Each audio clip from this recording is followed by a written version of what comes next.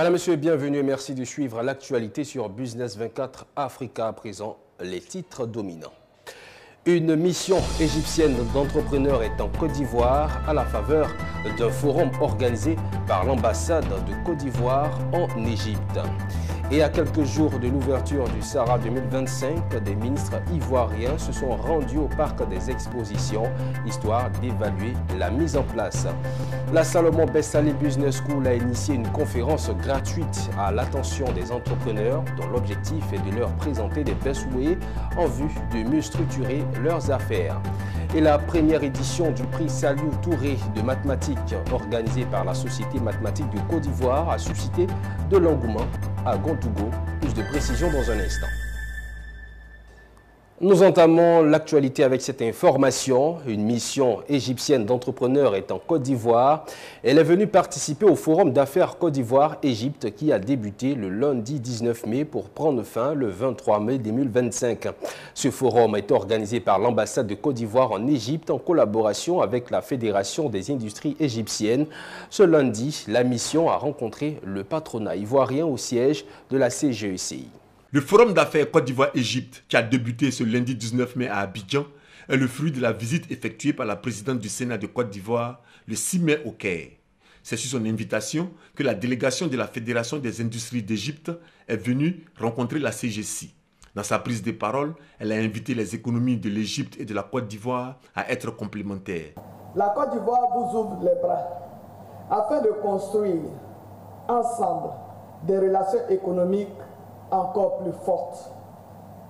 J'ai la ferme conviction que les complémentarités entre les économies ivoiriennes et égyptiennes peuvent être mises à profit dans des secteurs aussi variés que l'agro-industrie, les infrastructures, les énergies renouvelables, la santé, le numérique, le textile ou encore la transformation industrielle.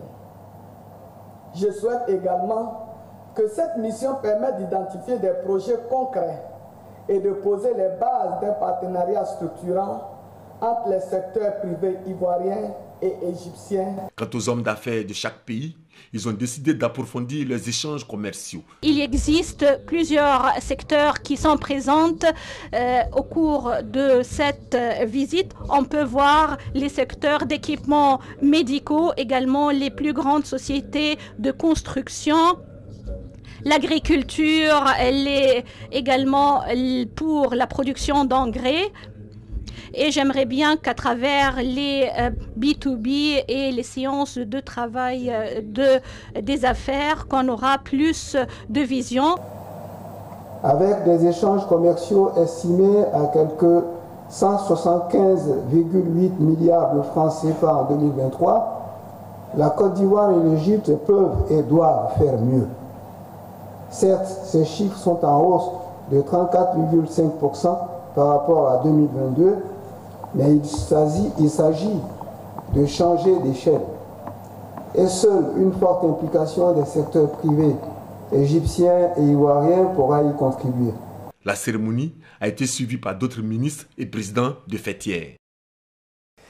C'est bientôt le Salon international de l'agriculture et des ressources animales. La grande messe des acteurs de l'agriculture et de l'élevage est à sa 7e édition.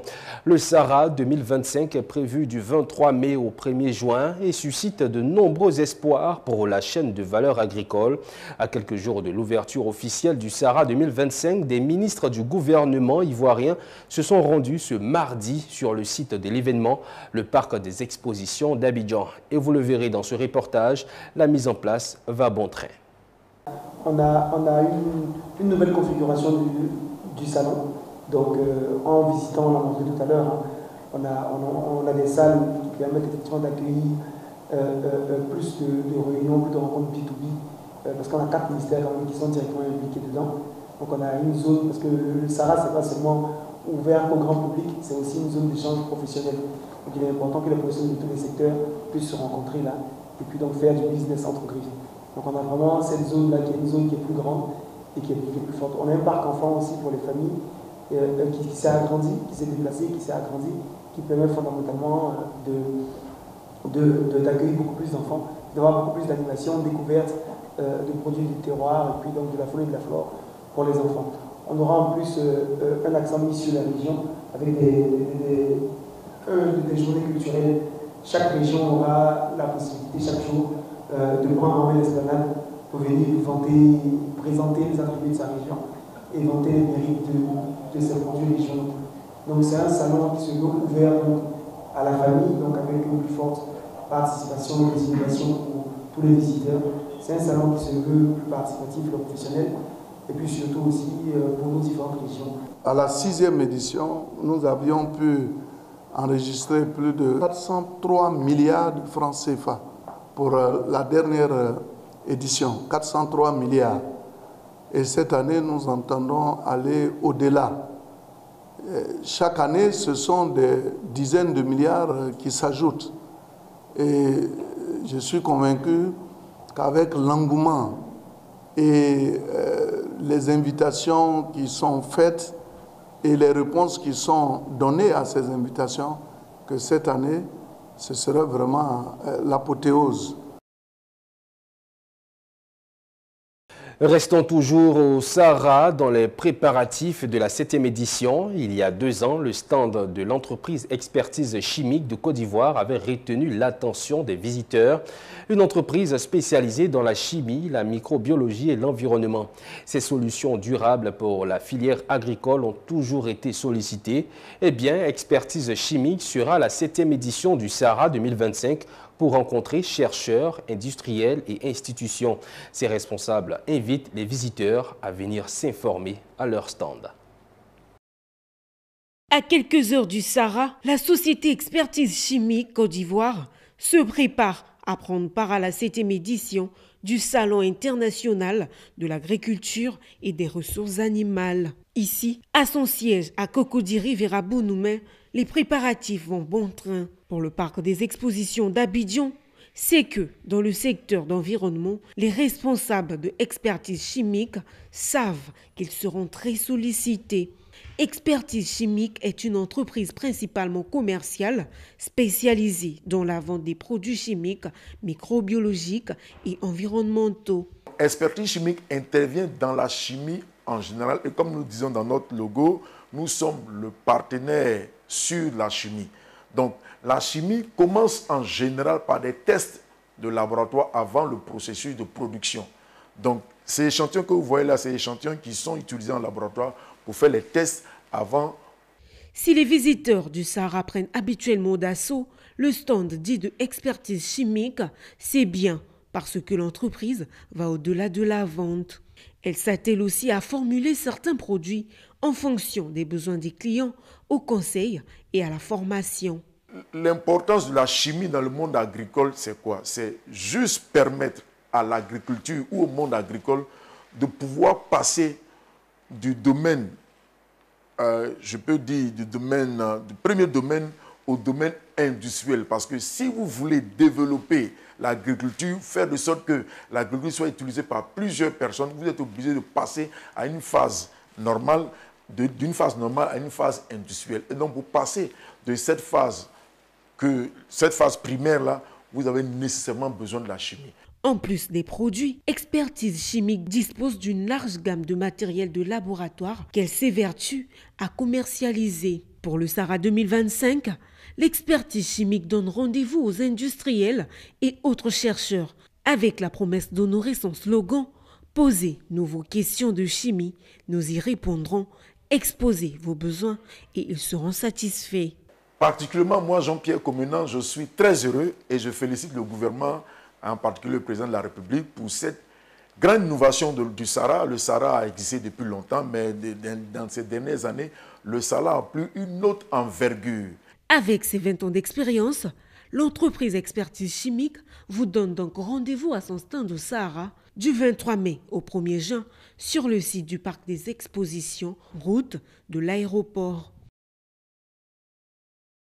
Le 25 et 26 juillet 2025 au Parc des Expositions également s'ouvrira le Salon des crédits et du financement de Côte d'Ivoire. Cet événement a été annoncé au cours d'une conférence de presse animée par ses initiateurs. Le SCRED sera un marché où banques, organismes financiers, start-up, entrepreneurs se retrouveront pour discuter de crédits et de financement. Philippe Zabo, notre reporter, a assisté à cette conférence de presse. Ils sont tous les deux cadres dans le secteur bancaire, animés par une ambition commune, faire de SCRED le plus grand marché du crédit et du financement à Abidjan. Ce projet vise à créer un espace dynamique où professionnels du secteur, particuliers en quête de financement, entreprises et start-up pourront se rencontrer, échanger et nouer des relations. En facilitant ces rencontres, le SCRED aspire à dynamiser l'économie locale en permettant à chacun d'accéder plus facilement aux ressources financières dont il a besoin pour prospérer et innover. Le SCRED est un salon annuel qui permettra aux différents acteurs du système financier de Côte d'Ivoire de se réunir dans un même lieu où les acteurs, les banques, les assurances, les microfinances, les fintechs sur le même lieu et permettre à tout le monde de venir vers ces différents établissements-là pour connaître ce qui est adapté pour eux en matière de financement sur le territoire ivoirien. Nous aurons les conférences, plusieurs conférences, des panels, nous aurons l'espace exposition. Nous avons, à cet événement, nous avons le SCRED Village. Le SCRED Village permet aux différents participants, après plusieurs visites des différents stands, de pouvoir se relaxer, de pouvoir échanger et même faire du réseautage avec d'autres personnes. Et nous aurons le SCRED Speech. C'est une particularité, c'est-à-dire que tous les porteurs de projets en Côte d'Ivoire pourront, pendant cette activité-là, venir présenter devant les différents responsables des établissements financiers de Côte d'Ivoire, présenter leurs projets. 30 000 personnes sont attendues au SCRED qui aura lieu les 25 et 26 juillet 2025 à Abidjan. Autre information, à l'heure où les très petites entreprises et les petites et moyennes entreprises font face à de nombreux défis d'organisation, une école de formation vient de leur proposer des solutions concrètes. La Salomon Bessalim Business School a initié une conférence gratuite récemment pour aider les entrepreneurs à mieux structurer leurs affaires. Au cours de cette rencontre, la SBBS a proposé des offres promotionnelles en vue d'encadrer les entrepreneurs sur une durée de 1 an et leur permettre de réussir dans leurs activités. Le point avec Générosa Quadio. Former des entrepreneurs capables de bâtir des entreprises solides et rentables, c'est l'objectif de la Salomon Bessalim Business School. À travers son département SBBS Consulting, elle a organisé une conférence gratuite à Mbadon pour accompagner les petites et moyennes entreprises dans leur structuration. Réunis autour du thème « Organisez votre entreprise pour la transformer en un système autonome et rentable », les participants ont reçu des outils concrets pour faire évoluer leurs activités. C'est une belle opportunité pour moi de renforcer mes capacités. Depuis une dizaine d'années que je suis dans l'entrepreneuriat, je suis seule. Donc aujourd'hui, avec cette conférence qui me permet de savoir que je peux m'organiser pour ne plus être seule et pour pouvoir profiter de la vie, tout en veillant à ce que tout se passe bien, parce que je pourrais superviser les structures que j'ai mises en place. On vient de comprendre qu'une entreprise, c'est un système dans lequel tout le monde est important, mais personne n'est indispensable. Donc partant de là, on porte ce message-là et on va travailler dans le sens à faire de notre entreprise un système autonome. Donc vraiment, on sort de là très satisfait. Cette conférence initiée par SBBS Consulting vise à aider les entrepreneurs à construire des structures efficaces et durables, capables de fonctionner sans leur présence constante. Le manque d'organisation est à la base souvent de peu de dynamisme qu'on a au niveau des PME, du manque de croissance et souvent des problèmes de rentabilité. Pour qu'une entreprise soit vraiment solide et qu'elle puisse vraiment croître dans de bonnes conditions et être rentable, il faut qu'elle puisse mettre en place des processus solides, des procédures qui sont claires, et définir clairement les outils à utiliser avec un volet automatisation et que cette entreprise aussi puisse structurer des ressources humaines avec des fiches de poste pour pouvoir mieux déléguer. Des offres promotionnelles d'accompagnement personnalisé sur 1 an ont été proposées. Autre chose à présent, malgré l'adoption du protocole de libre circulation de la CEDEAO en 1979, de nombreuses entraves subsistent en raison du caractère informel des processus migratoires et des répercussions de la crise au Sahel. Les travailleurs migrants font face à des canaux non régulés, à des statuts irréguliers et à des droits limités avec parfois des conséquences dommageables. Le Burkina Faso, la Côte d'Ivoire et la Guinée ont décidé de regarder désormais dans la même assiette migratoire, d'où un atelier de formation sous la conduite de l'OIT. Le compte-rendu avec Issa Badini. Formulation des stratégies nationales sur la migration de main-d'œuvre au Burkina Faso, en Côte d'Ivoire et en Guinée. Voilà ce qui réunit ici ces hommes et femmes venus de ces trois pays, donc sous la supervision de l'OIT et de la commission de la CEDEAO. Nous, pour l'OIT, notre porte d'entrée, c'est quoi? Chaque personne a le droit d'espérer migrer pour de meilleures conditions de travail. Mais cette migration doit se faire dans les normes, basées sur les normes internationales du travail. Avec le protocole de la libre circulation des biens, des personnes et des services. Donc, nous sommes dans cette région la première communauté régionale à faire ça. Donc, on est en avance par rapport à d'autres régions d'Afrique. Donc je pense qu'on doit capitaliser sur ça. OIT, CEDEAO, mais surtout ces trois pays, la Côte d'Ivoire, pays destinataire, la Guinée et le Burkina Faso, pays d'origine ou de transit des migrants. Des pays qui ont tout à gagner donc en ayant la même stratégie sur la question de la migration, de la main-d'œuvre. La population ivoirienne, la population résidente en Côte d'Ivoire aujourd'hui abrite en moyenne 22% de la population sous-régionale. Donc il était important pour nous de présider cette cérémonie en adéquation avec nos pays frères pour développer une stratégie coordonnée, intégrée et efficiente de la question de la migration, de la main-d'œuvre. Et dans notre contexte actuel, comme vous le savez, la situation c'est clair qu'il y a beaucoup donc, de mouvements, de déplacements. Et donc ça requiert pour nous, c'est un grand enjeu pour nous. Et comme je l'ai dit, au-delà de ça, historiquement, le Burkina Faso est un pays d'accueil, d'immigration et d'émigration. Sur les 2 500 000 travailleurs migrants que compte la Côte d'Ivoire, selon l'OIT, 61% viennent du Burkina Faso, 17% du Mali. Cet atelier de formulation des stratégies nationales qui va durer 3 jours va entre autres permettre d'améliorer la transmission des informations entre les trois pays pour anticiper les défis communs et d'harmoniser les réponses politiques pour le bien-être des migrants.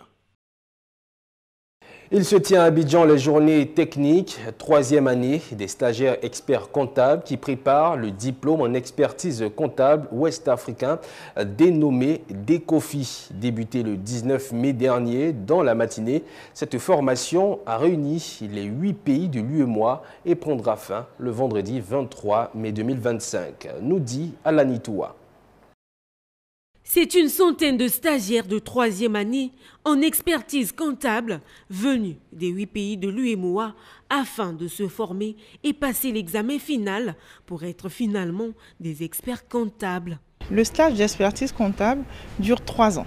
Et au cours de ces 3 ans, chaque année, les stagiaires par niveau se réunissent pour mettre à jour leurs connaissances sur plusieurs sujets professionnels, techniques, qui vont leur permettre d'exercer la profession avec rigueur et compétence. Ce sont les stagiaires 3e année qui sont en phase de préparer l'examen final du diplôme d'expertise comptable ouest-africain dénommé DECOFI. De leur côté, ces stagiaires n'attendent qu'être satisfaits au sorti de cette formation.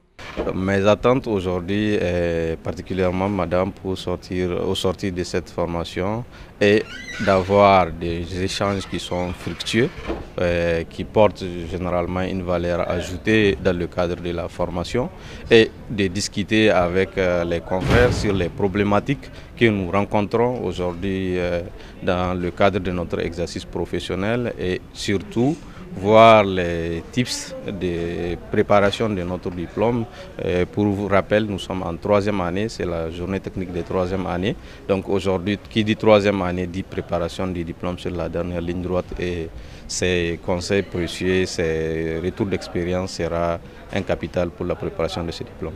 Sachez que être expert comptable, c'est avoir fait 8 ans de formation renforcée, suivi d'un stage pratique de 3 ans et un diplôme final d'expertise comptable. En Côte d'Ivoire, en avril 2024 dernier, on compte 281 experts comptables et 153 cabinets d'expertise comptable, ce qui est à améliorer.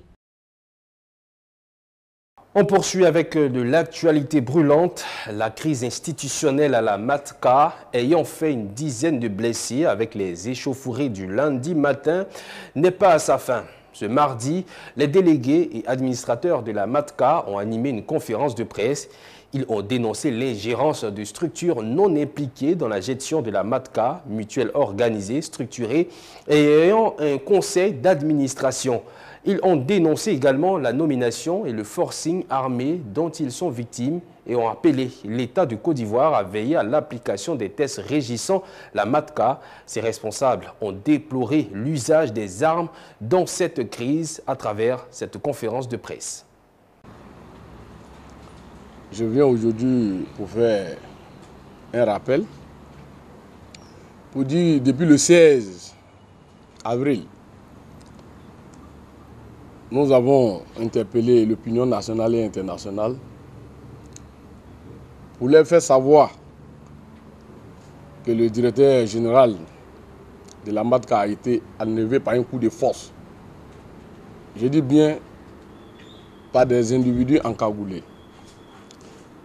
Et nous avons interpellé le président de la République de s'ingérer dans ce dossier, car nous savons que ce dossier est un dossier très sensible. Malheureusement, comme si on était encore à la frontière, en pleine guerre, des gens en armes, en treillis, des gens payés par le contribuable ivoirien ont sorti des armes. Vous avez bien vu, pas par accident, mais il a même chargé avant d'arroser les gens. Nous ne sommes pas d'accord et nous demandons la réhabilitation immédiate de la direction de la Matka avec notre DG Guédou Eli Ousmane. Nous sommes partis du fait que d'abord il y a eu un coup de force que nous avons tous remarqué, dans un coup de force qui a fait enlever le DG de la Matka et on a envoyé un autre DG, qu'on dit un DG intérimaire, qui n'a pas été fait dans les normes. C'est pourquoi nous dénonçons. Et ce DG qu'on a enlevé là, nous ne sommes pas d'accord aujourd'hui, nous ne sommes pas d'accord demain. Si on vous dit qu'il n'a rien fait, c'est trop dit. C'est un monsieur qui a trop travaillé pour la Matka. Il faut que l'État prenne sa responsabilité rapidement pour nous établir. C'est un conseil d'administration qui est là, qui fonctionne bien. Comme trop c'est trop, l'autorité ne veut pas prendre sa responsabilité pour établir l'ordre. Nous savons bien que l'ordre serait établi en notre faveur parce que nous marchons sur les tests de la mutuelle de la Matka. Si l'ordre n'est pas rétabli, nous allons nous faire valoir en tant que tout bon citoyen. C'est-à-dire, nous donnons 72 heures à l'État ivoirien de prendre sa responsabilité, de mettre la lumière pour que l'administration légale soit établie à la Matka. Au-delà des 72 heures, nous allons tout simplement, comme on le dit, nous sommes les sociétaires, retirer notre clé dans la main de nos conducteurs et puis nous allons observer maintenant l'autorité à trancher la dite question. Je vous remercie.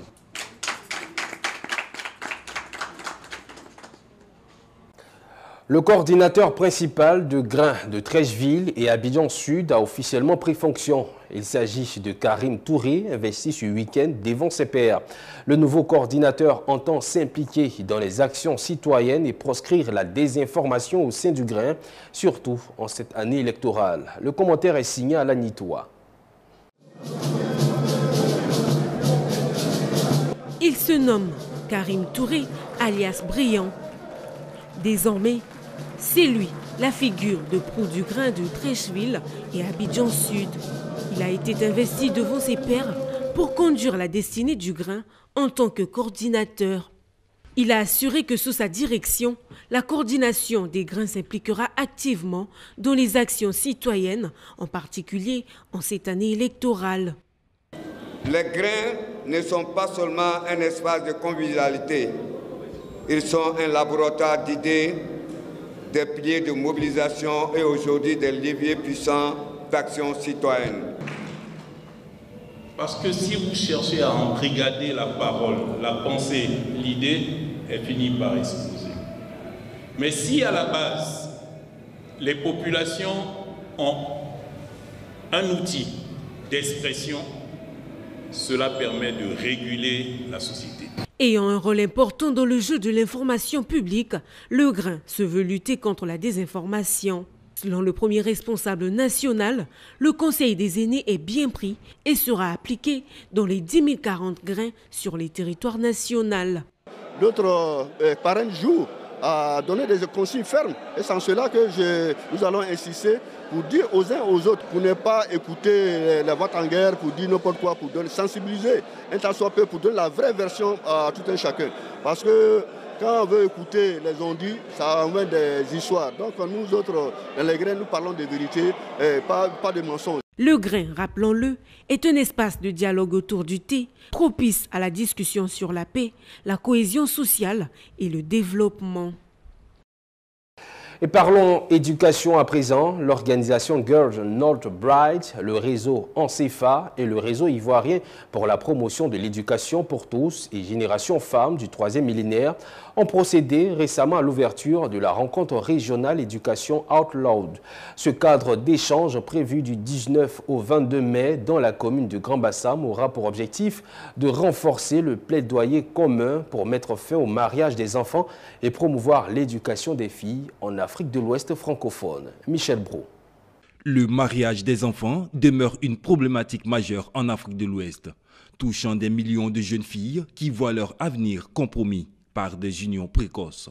L'éducation des filles est une clé essentielle pour briser ce cycle de la pauvreté et de garantir un avenir meilleur. Girls Not Brides, une organisation internationale dédiée à la lutte contre le mariage des enfants, s'engage activement à sensibiliser les communautés et les décideurs sur l'importance de l'éducation pour les jeunes filles.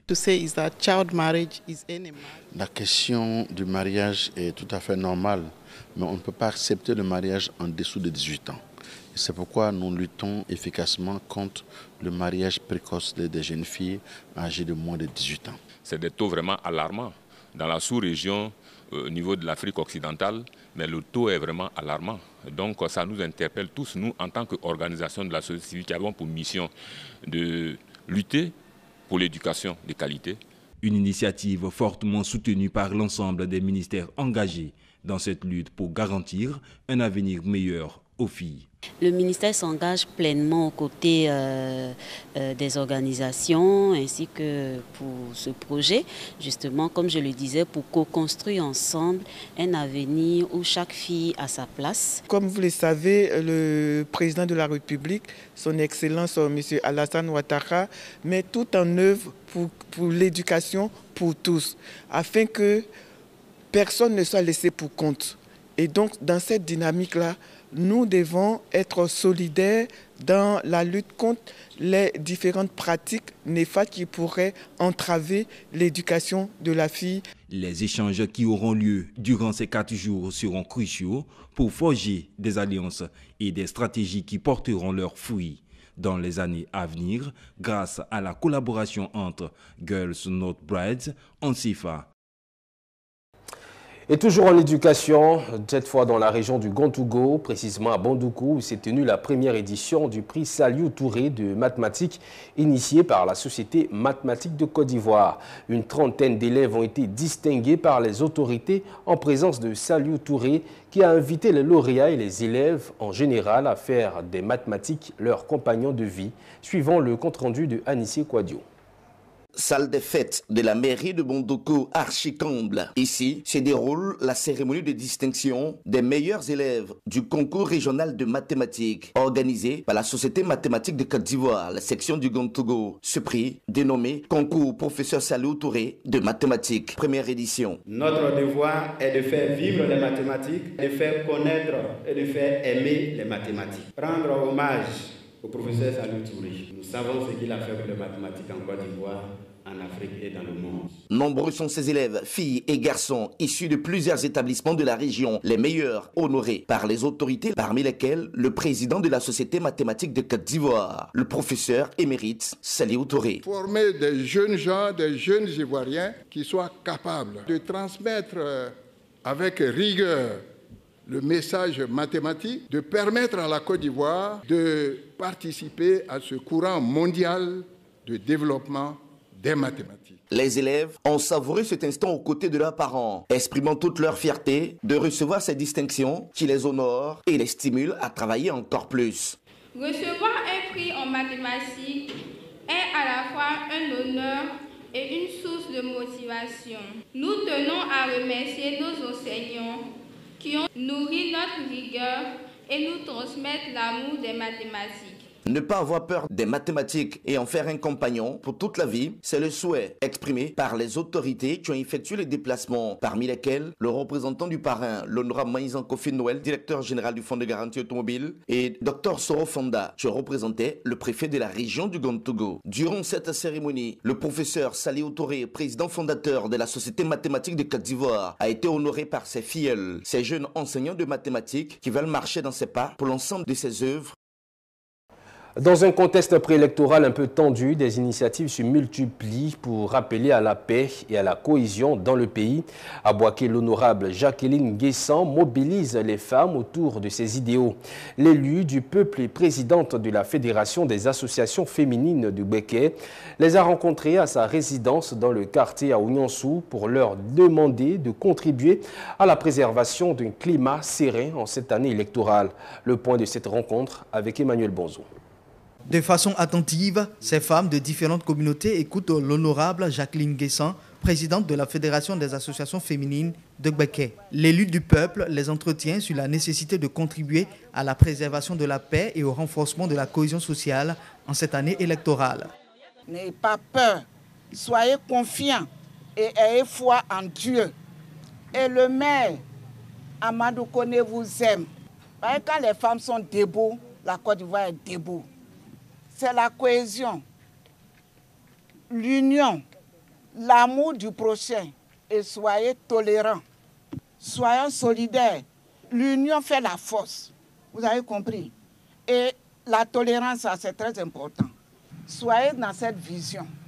La vision de la cohésion. La deuxième adjointe au maire de la commune de Boaké a donc confié aux femmes une mission de paix auprès de leur communauté. Elles doivent s'impliquer activement à la consolidation d'un climat stable dans notre pays. En réponse au message de la présidente de la FAF Boaké, ces femmes leaders ont pris l'engagement de participer aux efforts de promotion de la paix et de la cohésion sociale. Madame l'honorable nous a entretenus sur le comportement citoyen que nous devons avoir par rapport aux élections à venir. Il faut dire que c'est la psychose totale alors quand une personnalité t'invite et te dit quelle est la voie à suivre. On a une certaine paix, une certaine sécurité. Nous avons besoin de s'aimer, il faut se comprendre, il faut s'écouter pour pouvoir aller en avance. À travers cette rencontre, l'honorable Jacqueline Guessan appelle donc les femmes de la région de Gbeke à se mobiliser pour faire triompher la paix et la stabilité, gage de développement durable pour la Côte d'Ivoire. Par anticipation, la députée de la Nation a saisi l'occasion pour souhaiter une bonne fête des mères à toutes les participantes en prélude à cette célébration prévue le dimanche 25 mai prochain. Et c'est la fin de ce journal. Merci à vous de l'avoir suivi. Restez en notre compagnie. Le programme se poursuit sur la télé utile.